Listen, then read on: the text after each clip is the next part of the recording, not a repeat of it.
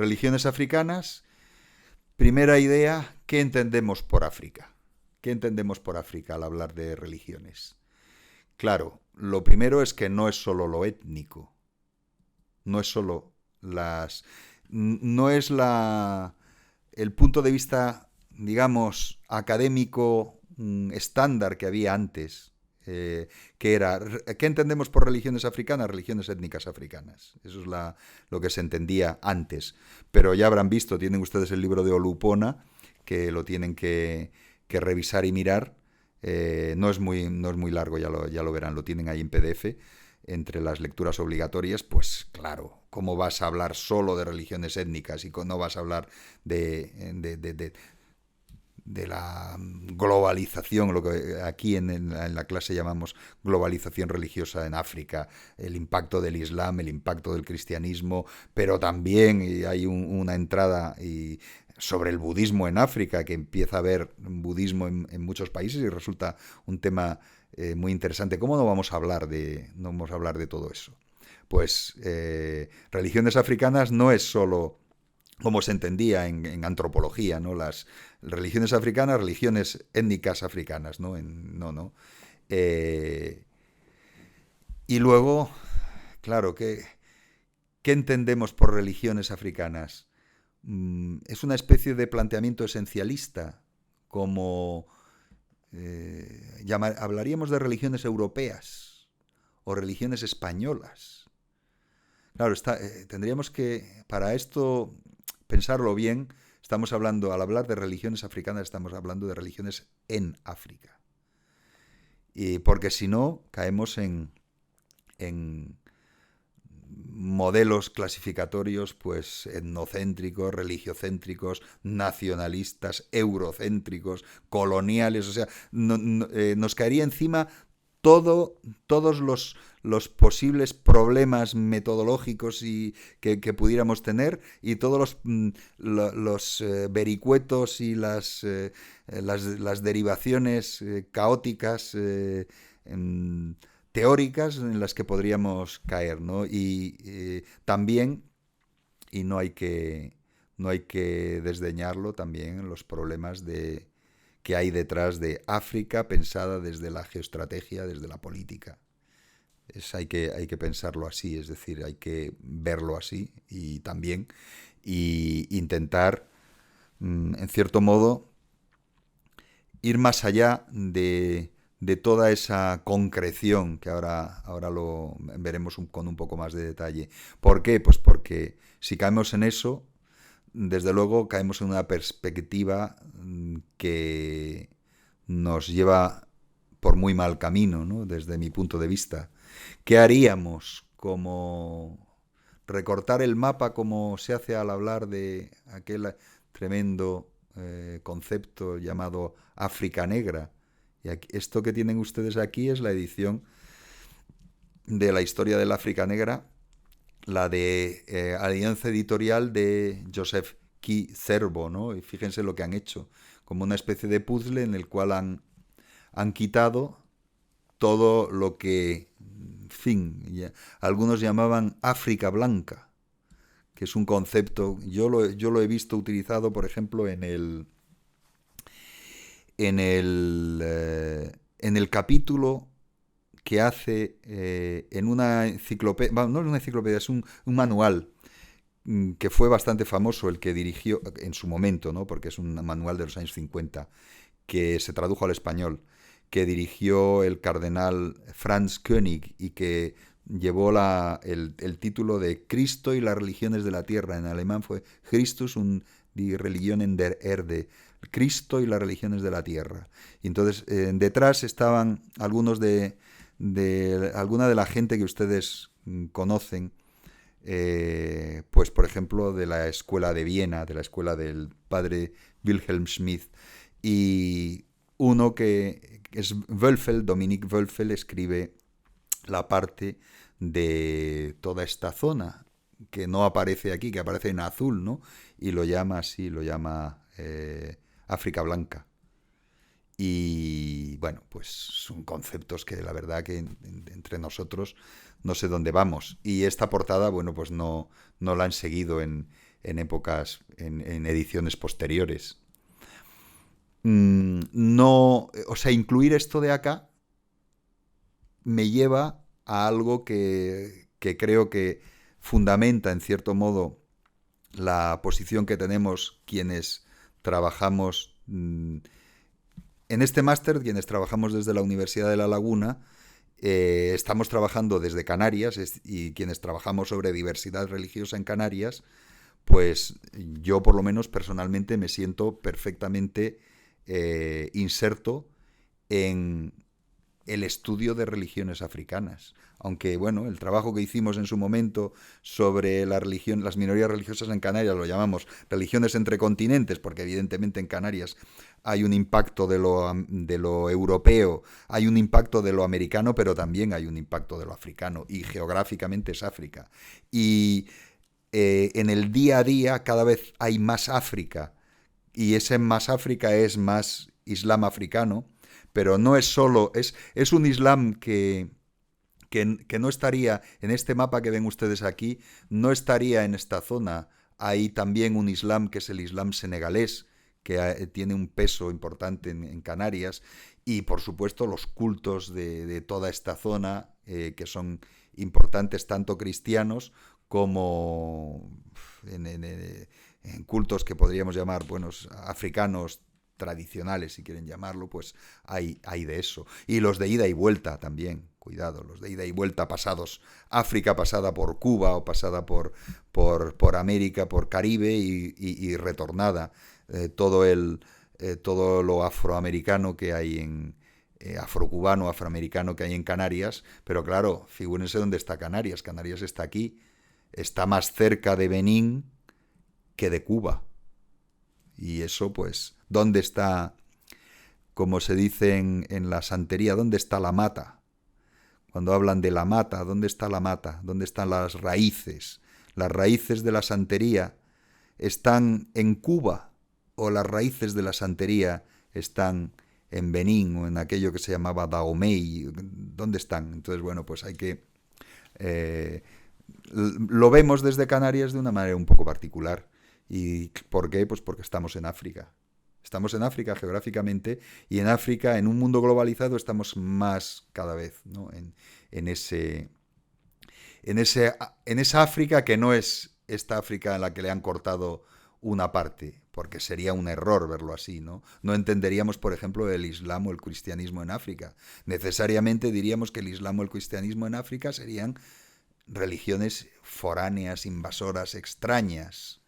Y frente a eso, entonces tendríamos las religiones, pues, autóctonas, prístinas, verdaderamente africanas, que serían ¿cuáles?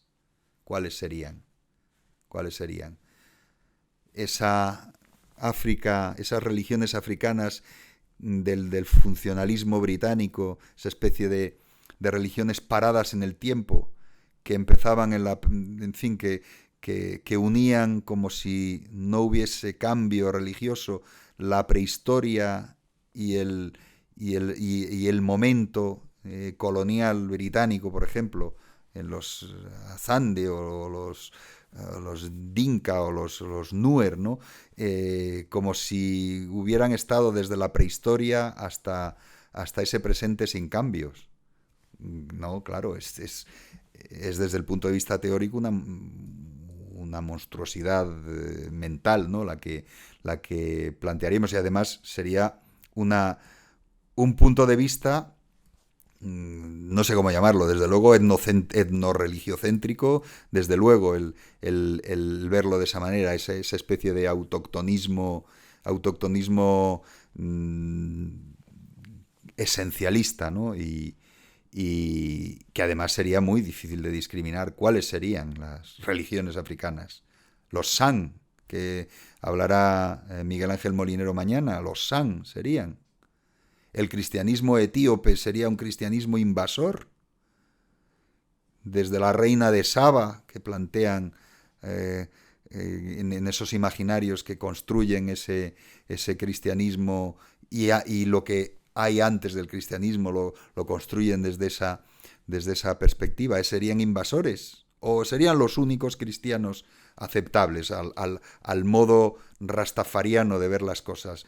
Solo los únicos cristianos aceptables serían los cristianos etíopes, ¿no? O algo así, ¿no? Y el Islam egipcio, que sería también un invasor. Y tendríamos que basarnos en qué, en la autoctonía. ¿Y qué sería la autoctonía? El mundo copto sería la autoctonía, el cristianismo copto sería la autoctonía, pero antes del cristianismo copto estaban las religiones anteriores al cristianismo. Entonces, ¿dónde estaría? ¿Dónde estaría lo africano, etcétera? Bueno, en fin, no podemos sacar a Egipto y al Magreb del mapa, desde luego, aunque así lo hacen algunos modelos, que es justamente lo que nos va a servir también para dar un poco una vuelta de tuerca a lo que antes hemos estado viendo. El llamado modelo Nena, vamos a ver, no confundir con los menas, ¿no? Los menores no acompañados, ¿no? MENA es Middle East and North Africa. El modelo MENA o Near East and North Africa. Es un criterio, yo no sé cómo llamarlo, si religiocéntrico o cómo llamarlo, de geoestrategia extraño, pero ¿quiénes lo defienden? Pues, por ejemplo, lo tenemos en Pew, la clasificación en Pew, que es diferente a la clasificación en ARDA. Ya hemos visto ARDA como organiza África, lo organiza en varias partes, entre las cuales el norte de África está como norte de África. No han juntado el norte de África con Middle East o Near East. No lo han juntado con el mundo árabe y utilizan un criterio que es el criterio un criterio extractivo, que es exactamente este de aquí. El criterio de quitar esta parte, que sería la parte que hay que... ese África que no es África, porque este África sería... habría que juntarla con el Middle East. O sea, bueno, aquí habría que coger y también pegarle un bocado a la península arábiga y demás, ¿no? Entonces, bueno, en Pew, vamos a ver los data de Pew y vamos a entrar en cómo organizan el mundo en Data and Resources, a ver si se lo encuentro. Ellos utilizan los criterios de justamente Middle East en North Africa. Aquí lo tienen. Dividen el mundo en regiones: Europe, Asia Pacific, Sub-Saharan Africa, North America, Middle East and North Africa y Latin America y Caribbean. Esto es como organizan el mundo. Middle East, North Africa. Pinchan aquí y nos aparece esto así. Y si damos para acá, Sub-Saharan África, y nos aparece esto aquí. Cortando por acá. Cortando de aquí de esta manera. Claro, ¿qué es lo que ¿qué es lo que nos encontramos? Pues que este modelo es un modelo que haría que quitásemos media África de nuestro de esto que estamos viendo en esta asignatura. Tendríamos que quitar media África, porque esa media África, esa África de arriba, sería un África que había que meter en Asia. Y tendría que incluir en ese trozo de Asia, en fin, pasa lo mismo con el Departamento de Estado, lo cual no es de extrañar. El Departamento de Estado, a ver si International Religious Freedom Reports utiliza este mismo modelo de interpretativo. El modelo interpretativo de Middle East, North Africa y luego Sub-Saharan África. Entonces, bueno, pues ya les digo que no nos sirve. Nos sirve más, claro, el modelo ONU. El modelo ONU lo divide en Northern África, Sub-Saharan África y Es decir, que hace dos partes, norte y subsahariano dividido en Eastern, Middle, Southern, Western. Es decir, muy parecido al que hemos visto antes en Arda. Arda lo que hace es que lo divide en 5 partes: Eastern, Middle, Southern, Western, Northern. Entonces así nos da, bueno, nos disecciona en partes, pero nos disecciona África. No nos separa un trozo de África y nos lo coloca en otro sitio.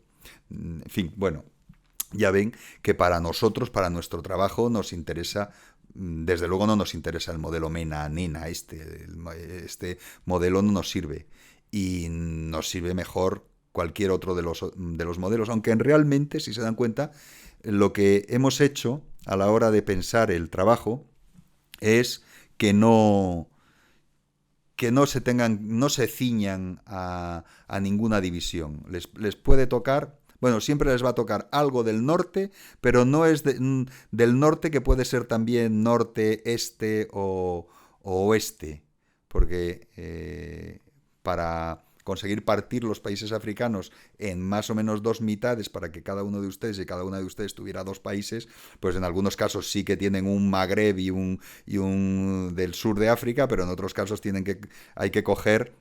Se nos acaban los del Magreb y Egipto y Sudán del Sur y tal y cual, se nos acaban incluso el Sahel, se nos acaban los países del Sahel, y tenemos que coger alguno a lo mejor de un lado y de otro, del este y del oeste. Pero está pensado para que ustedes también analicen África y desde la experiencia de cada uno de ustedes y cada una de ustedes analicen África arriba, abajo, este, oeste, es decir, mezclen modelos e información de unos y de otros. Y luego en el foro todo eso se ponga en común. Tercer elemento es el modelo colonial, la prevalencia lingüística, que también la hay en África, y antes se lo he dicho. La prevalencia lingüística inglés-francés, que aquí lo ven en este mapa. Aunque bueno, este mapa no es inglés-francés exactamente, sino, claro, el Congo belga es francófono también. Y el Camerún, aquí todavía aparece, este es el colonial antes de la Primera Guerra Mundial, y entonces el colonial antes de la Primera Guerra Mundial todavía encontramos países que correspondían a Alemania. Pero claro, Camerún, por ejemplo, en la siguiente entra dentro de ese África Occidental francesa, francófona. Y todas estas de acá hablan en inglés, salvo Angola y Mozambique, que son en portugués, y algunas otras bueno, no olviden Madagascar también en francés. Esta es la que corresponde a lo que quedó después del reparto colonial post Primera Guerra Mundial. Entonces, pues ya ven lo que habla francés, que les insisto en que tienen que incluir también este trozo enorme que es el Congo belga, pero es todo un continuum que va desde Marruecos hasta el Congo, y luego salta a Madagascar, y no olviden de Djibouti, que está aquí, Djibouti, y luego todo lo que habla inglés, que es estos puntos rojos que van hasta abajo, incluido que evidentemente después de las guerras Boer y tal, la Unión Sudafricana, y este mundo en el que quedan pues las dos portuguesas a ambos lados, y alguna cosa mínima como en fin en amarillo, que es la Guinea Ecuatorial, y poco más. Entonces, bueno, también tenganlo en cuenta. El asunto que tiene que ver con la prevalencia lingüística inglés-francés, también hay que tenerlo en cuenta. Y usar MENA, que a veces hay que insistir, porque muchas veces cuando se trabaja desde geoestrategia en general, se da por asumido que MENA es un contexto geoestratégico específico que tiene unas características diferenciales respecto del resto del mundo. Pero claro, desde el momento en que se piensa de esa manera, se construye la realidad, en cierto modo, de esa manera. Y para nosotros, claro, nos viene mucho mejor pensarlo de otra manera. ¿Por qué? Pues porque sería un doble error. en un mundo globalizado, marcado en fin, por la multirreligiosidad que es cada vez más evidente, donde además tenemos que incluir lo transnacional, tenemos que incluir lo global y lo transnacional, es decir, las religiones son de ida y vuelta, son transnacionales, van y vienen. Los senegaleses vienen a Canarias, vuelven a Senegal. Eh, Se plantea una mezcla que es muy poco evidente que nos sirva, como analistas sociales, nos sirva a trabajar con algo así. Sobre todo si lo ven desde los ojos que trabajamos, quienes trabajamos desde aquí, es decir, desde el mundo que queramos que no, es un mundo, queramos que no quiere decir que hay muchos que no quieren verlo así. Yo lo veo evidentemente, que es un mundo africano. Es un mundo africano y tiende cada vez más a ser un mundo, en el contexto global de la globalización, un mundo en el que el factor africano es más importante que en el caso que les digo de Canarias, ¿no? Las clasificaciones foráneo autóctono se diluyen, incluso el sentido puede dejar de tenerlo para quienes lo viven, ¿no? Y bueno, pues todo esto que les estoy insistiendo, ¿no? Redimensionar la perspectiva de lo esencialista, de la africanidad como imaginario, que en última instancia intenta alterizar a los demás para consolidar más lo propio. Y eso, la mejor manera de verlo es ese África que está entre nosotros y ese africano como concepto autorreferencial que está a la vuelta de la esquina, ¿no? Si somos capaces de visibilizarlo, que es lo que antes les planteaba, pues esto es de aquí, de Canarias, ¿no? Un cartel anunciador de las actividades de la iglesia Heaven on Earth Prayer Ministry International, uno de los barrios de aquí de la Laguna, con los pastores, dos pastores africanos. Y Tenerife para Cristo lo dice un hombre de África, entonces es la... ¿Y qué te plantean? ¿Estás enferma, estéril, oprimido, deprimido? Acércate a Jesucristo. Hay curación. ¿Curación cómo? Pues en muchos casos son estos rituales que son rituales que entremezclan unas cosas con otras. Cosas diversas que a veces se conectan con las formas tradicionales del curanderismo de aquí, ¿no? Y entonces, bueno, pues es un mundo de reinterpretación, ¿no? Aquí lo ven el exterior del templo, o aquí esto es del puerto del Rosario en Fuerteventura. Hay que tener en cuenta que las islas como Fuerteventura o Lanzarote hay una población enorme, de 15%, 20% de musulmanes y un porcentaje importante también de iglesias africanas, muchas, bueno, esta es The Church of Pentecostal, ¿no? Iglesia africana en Canarias. Entonces, bueno, pues tiene poco sentido hablar de foráneo y propio, porque estos pentecostales originarios de África, ¿qué serían? ¿Qué serían? Portan una religión, la cristiana, nacida en la zona de Palestina, donde los cristianos actualmente son una minoría. Transmiten un modelo religioso surgido en Estados Unidos, la gran potencia hegemónica, pero que tiene su enorme crecimiento actual en África, bueno, también en otros lugares, en Sudamérica, en los países de África, por ejemplo, como Corea, ¿no? Que ofrece una experiencia que comparten fácilmente. No es una forma burocratizada de cristianismo como podía ser el cristianismo colonial. Es una forma carismática que no desdeña lo extático, el trance, ¿no? Que en ocasiones está impregnada de etnicidad africana, donde donde las sanidades se vinculan desde referencias que son muy africanas, donde el trance del Espíritu Santo toma el lugar de deidades y espíritus tradicionales, donde a veces hay una interconexión entre ese trance del Espíritu Santo y la bajada de los orishas de la santería, ¿no? Y gente que viaja de unas a otras experiencias y que vive unas y otras experiencias, y es pues eso muy, muy interesante, estos caminos intermedios, ¿no? Esos caminos intermedios en los cuales ¿quién está detrás? Pues detrás un personaje que, si les interesa, Rosalind Hackett le interesaba muy particularmente. ¿Qué referencia en algunos de ellos tienen, ¿no? en este mundo? Pues esa mezcla de etnicidad y viaje y cambio y adaptación.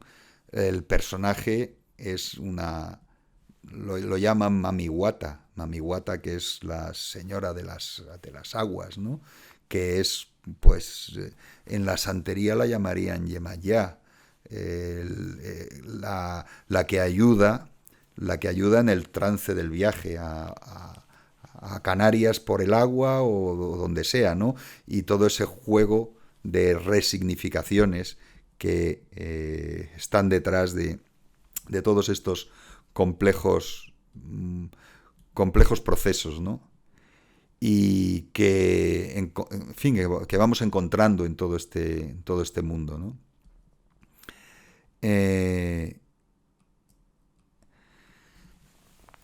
Este es en cierto modo, las premisas a partir de las cuales trabajar, ¿no? A partir de las cuales pensar estos asuntos que nos interesan.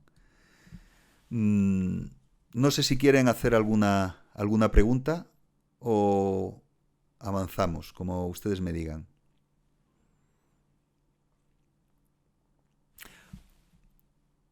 Bueno, pues si no preguntan, damos un pequeño avance de lo siguiente que les tocaría conmigo.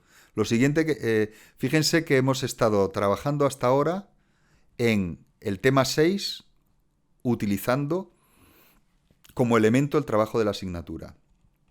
Y luego hemos estado en esta, digamos que, mirada de qué entender por religiones africanas y cómo movernos en este mundo de las religiones africanas, que correspondería al tema 1. Pero conmigo tienen ustedes también que ver el tema 4, que son las religiones étnicas africanas. Entonces, en las religiones étnicas africanas voy a plantearles algunas ideas, pero si les interesa muy particularmente, pues les he incluido y ya lo tienen puesto, porque no vamos a poder ahondar como en su momento pude ahondar en estos asuntos en otros cursos en los cuales tuve muchas más horas. Este año tengo muchas menos horas y entonces en las clases online se lo he puesto ya por si les interesa particularmente este asunto que tiene que ver con el tema 4, es decir, las étnicas africanas, con 4 ejemplos de étnicas africanas. Entonces tienen ya las grabaciones por si les interesa. La más larga, si no me equivoco, es la de los Dogon, pero escogí 4 ejemplos en su momento que son muy interesantes. Los San, pero sobre los San también les va a hablar Miguel Ángel Molinero, los Ebusok, los Dogon y los Tiv. Entonces, bueno, pues religiones étnicas africanas 1, el ejemplo de los San. Y bueno, pues esto les va a hablar en particular Miguel Ángel Molinero, pero los San pues son vistos. Ven, aquí tienen la situación de los San, está tomado del libro de Alan Barnard, Bashman, del año 78, y corresponde esto a la situación de los San. Bueno, les he puesto alguna bibliografía, pero seguramente les comentará en mayor medida Miguel Ángel. Aquí les he puesto principalmente a Louis Williams, ¿no? Y otro de los ejemplos corresponde a religiones étnicas africanas. Son, bueno, aquí tienen los Ebusok. Los Ebusok no aparecen aquí, así como los Tiv sí aparecen. Vean que los Tiv aparecen en los Tiv de Nigeria, pero los Ebusok son del Camerún y están en esta parte de acá. No aparecen porque no es un grupo muy, muy particularmente numeroso, pero para nosotros es especialmente interesante. Especialmente interesante porque los de Buzoc del Camerún, quien los ha trabajado más es Lluís Mayart. Lluís Mayart, y tienen su libro, que es un libro precioso, si tienen en algún momento tiempo y les interesa particularmente estas cosas de religiones africanas y religiones étnicas africanas, pues les aconsejo muy vivamente la lectura del libro de Lluís Mayart llamado Soy hijo de los de Buzoc, la vida de un antropólogo en el Camerún. Cuenta cómo vivió con los Buzoc. Y además es que, claro, desde el punto de vista metodológico es extraordinario, porque Lluís Mayart fue allí como el padre Lluís, es decir, fue allí como misionero entre los de Buzoc, misionero católico. Entre los de Buzoc. Recuerden que el Camerún había sido alemán y luego pasó a ser francés. Pero por eso mucha de la investigación de Mayart se ha publicado en francés y gran parte de su vida académica la pasó en Francia hasta que al final de su vida pasó a, si no me equivoco, a la Universidad de Tarragona, pero que él es catalán y también ha publicado mucho en catalán, pero también ha publicado, como ven, en español, pues su trabajo, digamos, síntesis, que es este de Soy hijo de los de Buzoc. Es muy interesante la segunda edición de 2007, ¿no?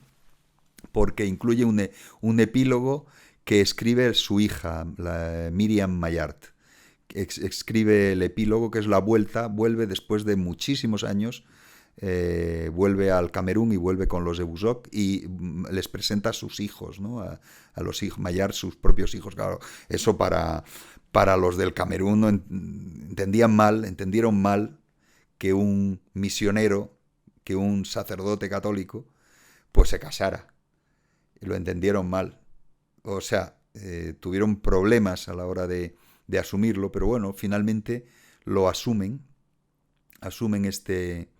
esta curiosa paradoja, que es la paradoja del propio Lluís Mayart, la paradoja del misionero que se convierte en antropólogo y que se convierte en un antropólogo que los Buzoc aceptan plenamente, que tiene además mucho que ver en la grabación, por si les interesa, se desarrolla con un poco más de detalle, ¿no? Tiene mucho que ver con la propia forma de entender la vida de los Buzoc. Los Buzoc piensan que la gente vuelve, los ancestros vuelven, ¿no? Y entonces, por eso dice, soy hijo de los de Buzoc, porque los de Buzoc le dijeron a cierto momento a Mayart, tú es que eres como nosotros, pero has nacido en un cuerpo blanco, pero eres como nosotros, eres un Buzoc. Por eso dice, soy hijo de los Buzoc. Y por eso era tan interesante que presentase a sus propios hijos a los Buzoc muchos años después. Y luego les presentaba algo que, para la gente que hacemos trabajo de campo, y que muchas veces no sabemos el interés que puede tener lo que hacemos cuando hacemos grabaciones, grabamos entrevistas y tal, y no, ¿cuál podrá ser el interés que tiene? Pues cuando volvieron en 2006, él llevaba sus grabaciones y el interés que tuvo, absoluto, porque muchos Buzoc habían muerto, pero él los tenía grabados. Y entonces él tenía las voces de aquella gente que se las mostraba, se las escuchaban sus descendientes, ¿no? Y entonces, él les participaba los recuerdos que tenía de esas personas y les participaba las vivencias que había tenido de tal o cual persona y de cómo era y de cómo... Y ellos les contaban, los de Buzoc le contaban a Mayart y a su familia lo que sus abuelas o sus padres ya difuntos les habían dicho respecto del propio Lluís. Entonces, claro, es una experiencia curiosísima e interesantísima porque, claro, la religión está por medio de todo. Desde el momento de la propia posición de Lluís Mayart como sacerdote colonial que llega allí en una misión que incluye la, el dispensario, es la iglesia y el dispensario y la escuela. Es decir, el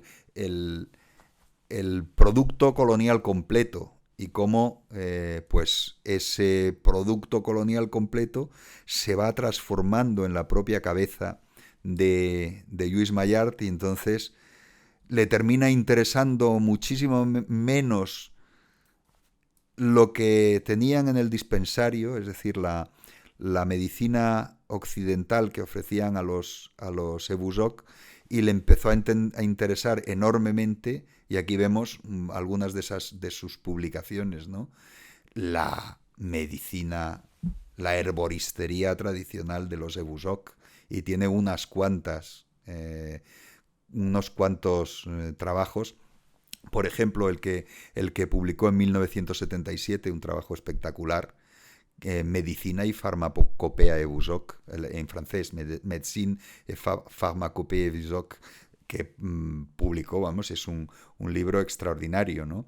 Y el anterior, que si no me equivoco era su tesis doctoral de 2003, la selva de nuestros antepasados, tomo 1, el sistema médico de los Ebusok de Camerún, y toma 2, el saber botánico de los Ebusok, también en francés. Terminó interesando.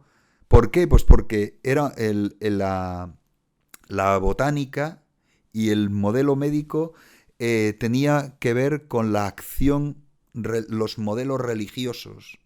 Estaba todo entremezclado. La sanación con la religión, la farmacopea con la religión, en fin, y todo esto pues es fascinante. Del año 81, directamente sobre la magia y la brujería de Ebusok, religión, magia y brujería de Ebusok, también en francés, del año 81. Y luego los que empezó en 1971, todavía el padre Lluís, en catalán, un poble africà, etnología y pastoral. El, el, la pastoral también, el etnógrafo que a su vez es pastor, bueno, sacerdote, ¿no? Y, pero a la vez magia y brujería de Ebusok. Esa sí que fue su tesis doctoral, perdonen, esa fue su tesis doctoral, en la École Pratique des Hautes Études en París, del año 71. Y más cosas que tienen ustedes por ahí. Las últimas están estupendas, ¿no? En catalán, lo de Donases y Homenots, ¿no? El homenaje a los informadores de los antropólogos. Y ahí salen todas sus informantes, estas Donases, todas estas informantes, estas mujeronas, y estos Homenots, estos tíos así, estos personajes, ¿no? que le dieron tanta información sobre los Ebusok, ¿no? Y bueno, hay algunos más, ¿no? La danza de los espíritus, las transformaciones, este personaje, el Wa Wona, ¿no? Este personaje que transforma la religión africana, la religión Ebusok tradicional, la transforma con una especie de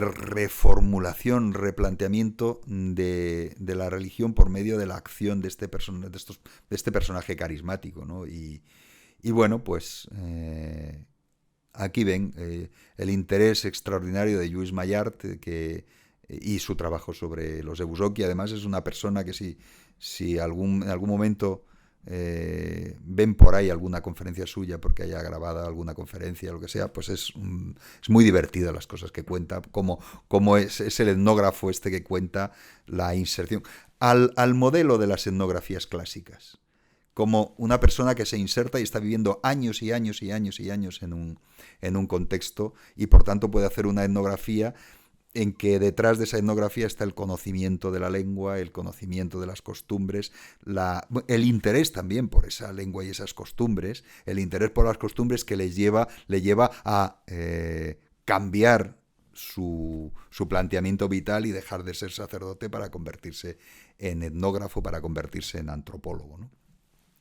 Y otro de los temas, desde mi punto de vista, muy interesantes y también tienen una etnografía, aunque muy compleja, esa la etnografía.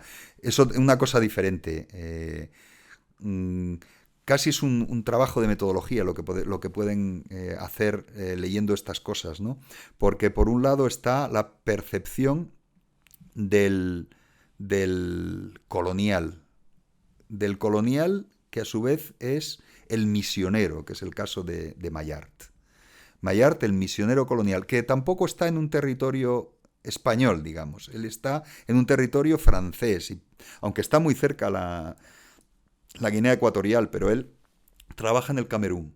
Por tanto, no es un representante del poder, así como sí lo será el que hace la etnografía principal de los más famosa de los Dogon, que además es una de las etnografías más famosas del mundo. Ah,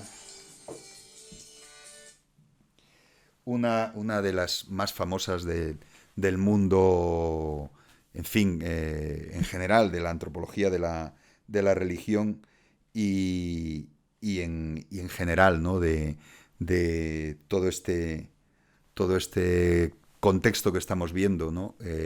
Que es Dios de agua de, de Marcel Griol. En este caso, Griol sí que trabaja sobre los Dogon de Mali y sí que es el colonial, sí que es el, el de la propia potencia colonizadora, el gran sabio, el gran antropólogo de la potencia colonizadora, así como Maillart no tiene ese estatus, ¿no? Entonces, bueno, pues los Dogon de Mali nos sirven para pensar este asunto. Vean dónde están los Dogon en esa porción enorme que es el África occidental francesa. Y en los trabajos de Griol, que tienen ustedes ahí el que les decía antes, Dios de agua. Griol tiene un libro sobre máscaras Dogon, una investigación muy profunda sobre máscaras Dogon, pero en cierto momento lo que hace Griol es que consigue lo que podríamos llamar un informante perfecto, que es Ogotemeli, un sabio Dogon, y Ogotemeli pues le plantea el verdadero conocimiento Dogon. Y eso es lo que aparece en Dios de Agua, las conversaciones con Ogotemeli, que son este mundo curiosísimo del colonial de Salakov que habla con el sabio eh, colonizado, ¿no? Y le cuenta todo un mundo de religión y todo un mundo de conocimientos, ¿no? Diversos que, claro, Griol se queda espantado. Dice, esto es como el Sócrates el Sócrates africano, ¿no? Y, en fin, y todos los problemas que hay detrás. En el vídeo que les he grabado hay mucha información muy diversa sobre, pues, por ejemplo, la posición, el trabajo de Griol entre los Dogon y en la expedición que hicieron, la llamada expedición Dakar-Djibouti, fue una expedición colonial al 100% del colonialismo francés, intentando pues hacerse en fin, con un conocimiento de un África que en algunos casos era bastante, en ese entonces, bastante desconocida, ¿no?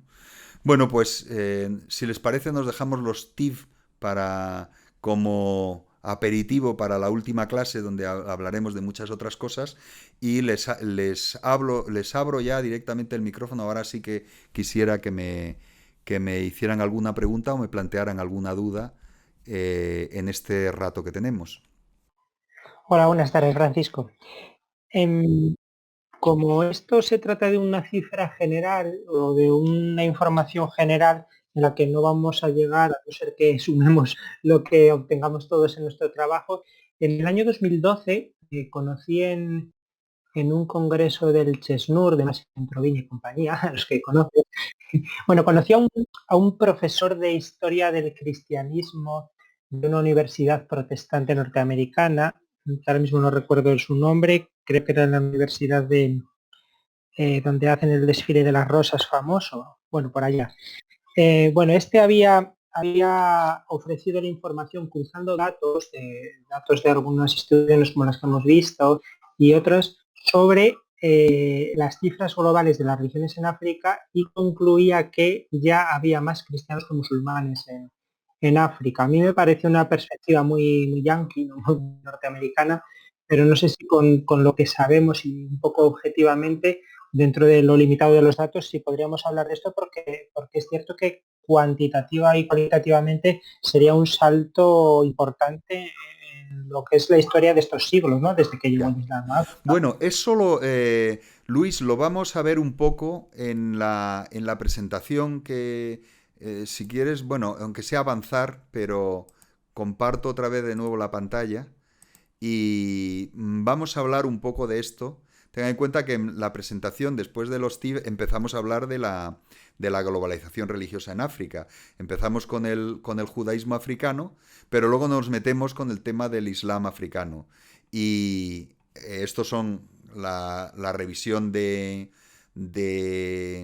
Pew, las fuentes magnitudes y la propio mapa de Pew, y luego vamos un poco a reflejar la historia del Islam como mm, va bajando el Islam, toda la zona del Sahel, etcétera, los siglos, como pueden ver, hasta 19 y 20, y donde está bueno, pues los países con cierto número, bueno, mayorías por supuesto en Somalia, pero unas minorías importantes en todo este mundo, Mozambique, etcétera, ¿no? Entonces, bueno, pues esto lo vamos a ver por una parte aquí, y por otra parte vamos a ver el impacto cristiano con los mismos procedimientos, es decir, la 1800, en fin, el impacto misionero colonial y el impacto en el cristianismo mundial. Entonces lo que podemos comparar son las magnitudes que aquí tenemos con las magnitudes que tenemos del Islam del Islam africano, para determinar, y lo utilizaremos Pius, si les parece, para determinar esto que tú planteas, ¿no? El equilibrio. Aunque aquí nos vamos a centrar, y entraremos en más detalle, nos vamos a centrar en Nigeria. Porque Nigeria es muy interesante. Fíjense, 49,3, 48,8. Cristianos musulmanes. Es, no, no, pero es muy interesante el planteamiento. A mí me interesa menos si el planteamiento lo que busca es jugar en a ver quiénes son más o quiénes son menos, pero sí es extremadamente interesante para ver la dinámica. Hay una dinámica religiosa espectacular. Y además hemos estado hablando de la etnicidad cristiana, pero hay también una fuerte etnicidad en el Islam subsahariano.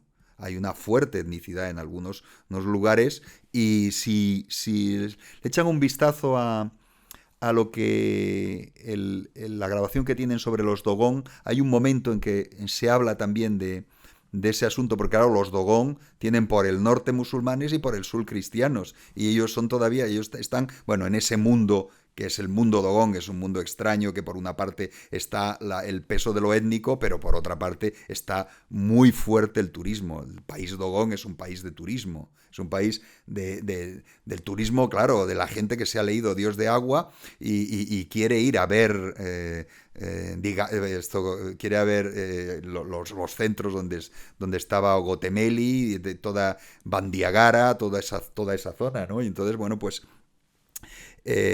ese juego tan extraño que a veces no son los números. A veces no son los números, no se sabe quién es exactamente cristiano, quién es exactamente religiones étnicas y quién es exactamente musulmán. Y puede haber Dogón que parece que son musulmanes y Dogón que parece que son cristianos, y detrás que hay, pues es que a veces los números no reflejan esas realidades, que es entender, por ejemplo, la enfermedad. Por eso el tema de Maillard, pero también el tema, en los Dogon lo verán, las enfermedades mentales en los Dogon, que hay un investigador italiano que lo ha tratado, ¿no? Como ven la enfermedad mental, no es como lo ven normalmente en el contexto del cristianismo, o no es como lo ven normalmente en un contexto del Islam. Es una mezcla, y pueden ser musulmanes, pueden ser cristianos, y pueden ser de las religiones tradicionales o étnicas Dogon, y entienden la religión entienden la enfermedad de la misma manera, y en particular la enfermedad mental, ¿no? Entonces, a veces esos solapamientos tan curiosamente interesantes, que nos llevan a pensar más allá de los propios números. Pero necesitamos los números, claro. Y los números cualquiera los saca, o sea, todos los estamos sacando de ahí. Todos estamos sacándolos o de Pew, o de Arda, o del Departamento de Estado, de donde nos caen en las manos. O sea que cuando nosotros trabajamos con esas tres fuentes, estamos trabajando con las mismas herramientas de base que cualquier otro, salvo que tengas la suerte de conocer o investigar en mayor medida. Pero tengan en cuenta, investigar a lo local en mayor medida, o que conozcas a alguien que haga estadística religiosa en alguno de los países. Pero eso no es nada fácil, porque no hay estadísticas religiosas en muchos casos. No hay estadísticas religiosas fiables ni en España. Y eso que estamos dándole vueltas mil veces, y tenemos el CIS, y tenemos el no sé qué, y tenemos el no sé cuántos. Es muy interesante si quieren ver hasta dónde puede llegar el asunto. Lo mismo que van a ver del Departamento de Estado, hemos visto Liberia, echen un vistazo a ver lo que dice de España y lo que dice de las estadísticas religiosas en España. Porque tenemos el mismo programa, no hay un censo. Es decir, no tenemos información censal. Y así como hay países africanos en los cuales hay información censal, pero resulta que es información censal, como hemos visto antes de Liberia, de hace 12 años, o no sé cuándo, y en algunos, pues, anterior incluso. Entonces, bueno, pues, una realidad muy, muy, muy cambiante, y eso es justamente lo que quisiera que, que quedase, ¿no?, detrás de esta pequeña aproximación que queremos hacer, ¿no? Lo cambiante de este mundo que estamos viendo. Lo cambiante, las transformaciones, y lo difícil que es asir y sacar algo en claro, ¿no?, que podríamos decir. No sé, Luis, si te he contestado adecuadamente. Sí, sí, sí, muchas gracias. Y no sé si tienes alguna duda o alguna pregunta más. No, no, no. Vale. Pues Nada. teníamos, de todas formas, Mijaela, creo que nos lo iba a escribir. En relativo a las religiones étnicas, lo único que vamos a ver son los vídeos que nos ha dejado ya grabados, o vamos a profundizar en alguna clase en directo. Es que no tenemos tiempo, pero los vídeos son unas cuantas horas, si les interesa. Ah, y luego, perdonen, que luego que hay más. Les he puesto algunas cosas más, pero bueno, claro, son asuntos ya para si quieren ahondar un poco más. Les he puesto algún vídeo más. Déjenme que veamos en los materiales para la docencia. Les he puesto el vídeo de Yu Ohansi, de los últimos indígenas, de Francisco Giner, que está muy bien, sobre los bosquimanos del Kalahari. Y de Luis Pancorbo, sobre el mundo Dogón, también lo tienen aquí. Es decir, que tienen otros dos. Luis Pancorbo, bueno, pues es lo que es, ¿no? Él es un periodista, pero ha tenido una cierta formación etnográfica, y bueno, pues es una aproximación interesante que tienen. Son series de estas de televisión española que incluyen los vídeos, y estos dos son los que, desde mi punto de vista, más me resultaron interesantes. Además de materiales complementarios, pues les he puesto, bueno, pues algunas cosas más. Tengan en cuenta que además de los materiales para la docencia, tienen los materiales para el estudio, que antes no hemos hablado de ellos. Tienen una lectura obligatoria, que es el Olupona, que aquí, si lo pinchan, lo descargan. que es la pequeña introducción que tiene a las religiones africanas. Y luego tienen también de la ER, de la Enciclopedia de las Religiones, que su editor primero fue Mircea Eliade en la primera edición, y la segunda edición, que es justamente la que tienen ustedes aquí, algunos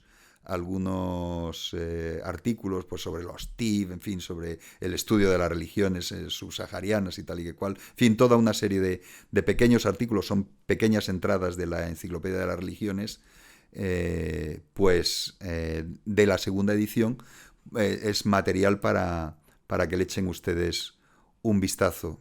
Y bueno, y luego tienen algunas lecturas introductorias, pero bueno, pues sobre los TIF es una lectura interesantísima de Laura Bohannan, que se llama Shakespeare en la selva, y que es una lección de metodología en acción, es muy curioso, bueno, y de imaginarios en acción, ¿no? Que es muy curiosa y muy interesante.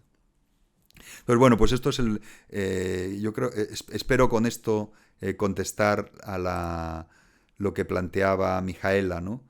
Y estos contenidos opcionales no entran en el examen.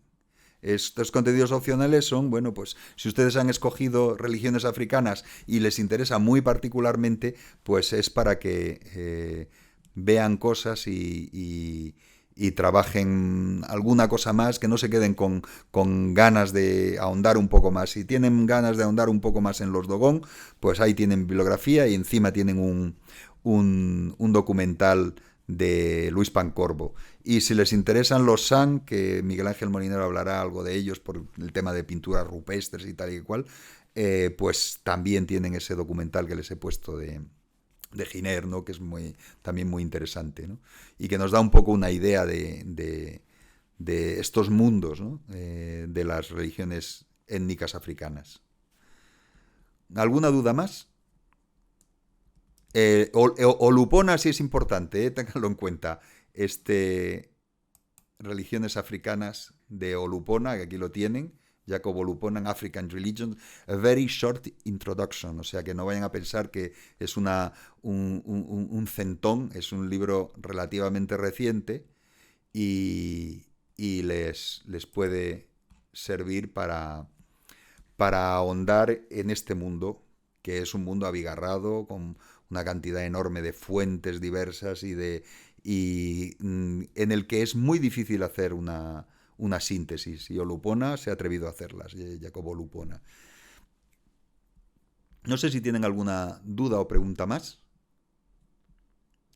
Yo lo que les digo es que nos veremos ya en la última clase y que entre medias disfruten de las clases y de esta introducción que les van a hacer estos dos especialistas en el mundo africano, como es Miguel Ángel Molinero y José Delgado, y especialistas en los temas religiosos, particularmente, claro, de Egipto y del África romana.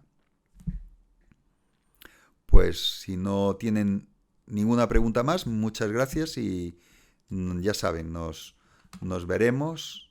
Les digo para que no... Nos vemos entonces el martes 5 de mayo. Si tienen preguntas, también prepárenlas para el martes 5 de mayo y de todas formas el foro también está para esas cosas. Gracias y mañana con Miguel Ángel Molinero. Mucha suerte y ánimo con la cuarentena.